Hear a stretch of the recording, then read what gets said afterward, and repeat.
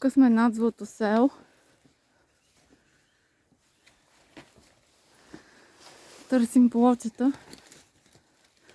Но първо се натъкваме на нещо като огромен мегалит поставен върху тия каменаци. Виждате ли? Това.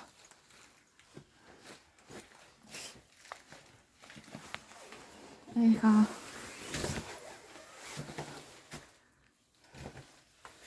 И се оказва, че това не е мегалитоплочата.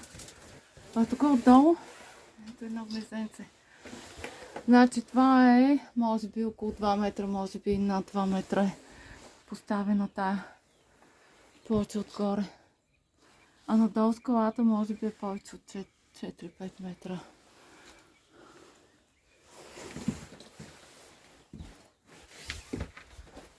Идеално място за наблюдение.